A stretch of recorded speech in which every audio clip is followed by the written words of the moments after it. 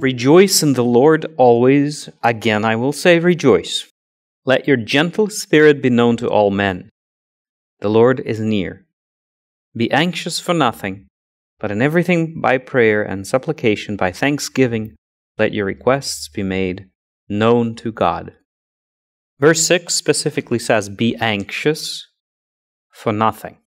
In another translation, it says, be careful for nothing, but that's an older English, like King James. In this translation I'm reading, it says, be anxious for nothing. It's closer to this negative type of worry. Anxiety.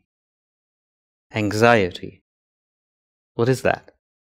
Everyone knows what anxiety is, and everyone knows what fear is. Every single person has experienced it. What's the difference? According to the Bible, is there a difference?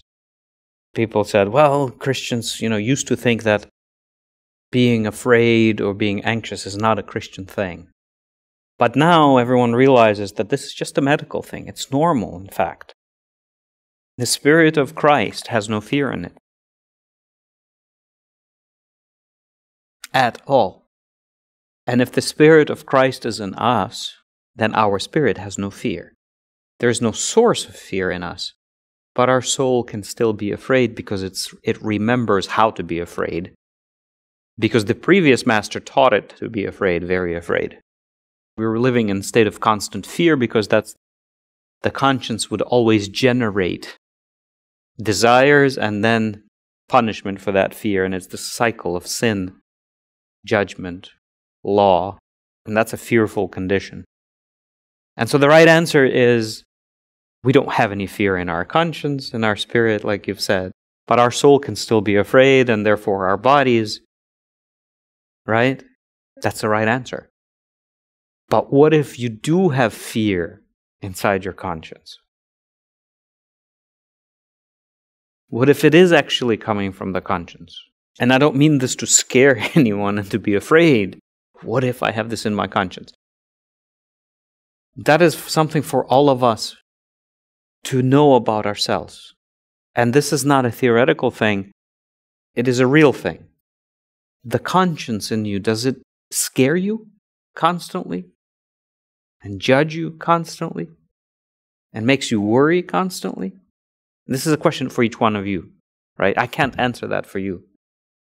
I can only look at myself. And I can honestly say to myself, yes or no. And if it's yes, that's not a bad thing, if you realize it. I'll tell you about myself. At one point, I've realized that my conscience scares me all the time. And it was a source of judgment and source of worry. It was coming from inside. On the outside, everything was fine. Just fine. Everywhere. But I was so worried all the time because the spirit in me would make me worry. I would be worried about everything and anything. Everything. It took a realization to say, yeah, this is what's happening in me. And only after that, right? And also knowing that, hey, today is the time of grace. This isn't normal. I should ask God to get me out of this. Only then God began to get me out of it. As long as if you are in the condition that your conscience constantly gives you this fear and anxiety and all that, then you need to hurry up and ask God to free you from it. That is sin. That condition is sin. Christ came to free people from this prison, like someone read today, of constant worry and judgment. And his entire teaching, every single disciple, Paul, I read today, Peter said the same thing. Lay your worries on him. Do not worry about tomorrow, Christ said, for today has enough worries. It's peppered, the entire New Testament is peppered with this teaching that Christ came to free from this condition. This is the real condition of sin. And today, in America, everyone is anxious. Everyone. They just don't realize that that's sin. They justify it. Anxiety is sin. fear is sin. It's the fruit of sin. The fact that man sinned produced fear in humans. People were not afraid of anything before that. They were created to be fearless. But yet today, humanity is afraid, though it's the most powerful thing on earth as far as of all the creatures. But yet, a puppy is less afraid than a human being. So for us, brothers and sisters, we have to really understand this amongst ourselves, about ourselves.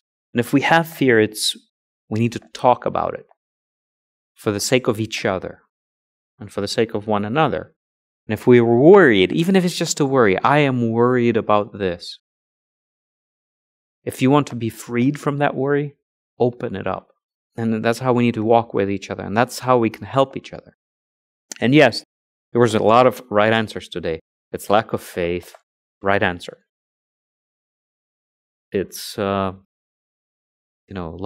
casts out fear, right answer. But is this real? Is this something that we understand for ourselves? And I could have just said a bunch of right answers. But I think this was more important